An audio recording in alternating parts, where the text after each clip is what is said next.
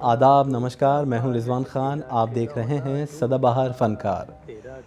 दोस्तों, मोहम्मद रफ़ी साहब के बारे में ये बात तो आम है। हम सब जानते हैं कि उनके गांव में जब वो छोटे थे एक फ़कीर आता था, जिसकी आवाज़ सुनकर मोहम्मद रफ़ी साहब बेसाख्ता उसके पीछे दौड़े चले जाते थे। रोज़ाना वो फ़कीर गांव में आता, गाने गाता और मोहम्मद रफ़ी साहब को उसकी आवाज़ इतनी पसंद आती कि वो उसके पीछे भागे चले जाते थे।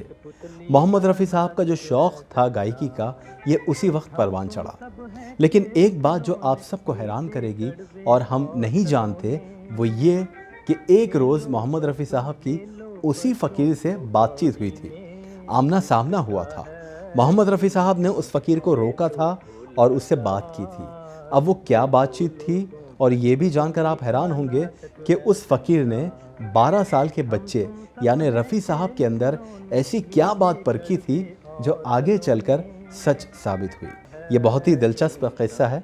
आइए इस वीडियो में जानते हैं। गरीब जान के हमको ना तुम मिटा देना, तुम्ही ने दर्द दिया है तुम्ही। ये किस्सा है उस दौर का जब रफ़ी साहब कोटला सुल्तान सिंह छोड़कर पूरे परिवार के साथ लाहौर चले गए थे। एक रोज़ सुबह घर के बाहर उन्होंने एक पुरकशिश आवाज़ सुनी और उस आवाज़ में ऐसा जादू था कि 12 साल के रफ़ी साहब उस फ़कीर के पीछे भागे चले गए। लगी है चोट ले जे पे उम्र भर के लिए। रोज़ाना वो फ़कीर आता और गांव के चक्कर काटता। एक रोज़ वो रफ़ी साहब के घर के बाहर खड़े होकर गा रहा था। तब उसकी आवाज़ सुन रफ़ी साहब बाहर भागे और उसका गाना सुनने लगे। गाना ख़त्म होने पर रफ़ी साहब ने अपने छोटे भाई मोहम्मद सिद्दीक से कहा, इनको कुछ लाकर दे दो।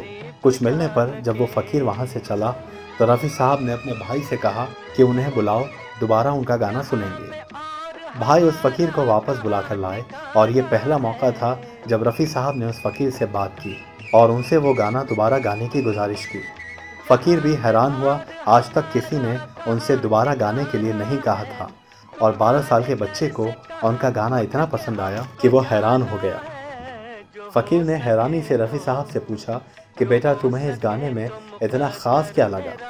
रफ़ी साहब बोले, ख़ासियत गाने में नहीं, आपकी आवाज़ में है। जितनी सच्चाई से आप गाते हैं, मेरे दिल को छू जाता है।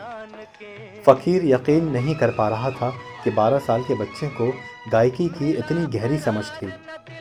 वो समझ गया था कि ये बच्चा कोई मामूली नहीं, इस पर ऊपर वाले का करम है। रफ़ी साहब अपने भाई के साथ उस फ़कीर से दोबारा गाना सुनने लगे। गाना ख़त्म होने पर रफ़ी साहब ने उनसे कहा कि मुझे भी गाने का बहुत शौक़ है, मैं भी आपको गाकर सुनाता हूँ। रफ़ी साहब ने उसी फ़कीर का गाना गुनगुनाया। कभी तो अपनी मोहब्बत का आसरा देना, तुम्ही ने दर्द। और 12 साल के बच्चे की आवाज़ सुनकर वो फ़कीर हैरान रह गया और रफ़ी साहब से बोला, बेटा, एक दिन तुम्हारी आवाज़ कायनात पर हुकूमत करेगी।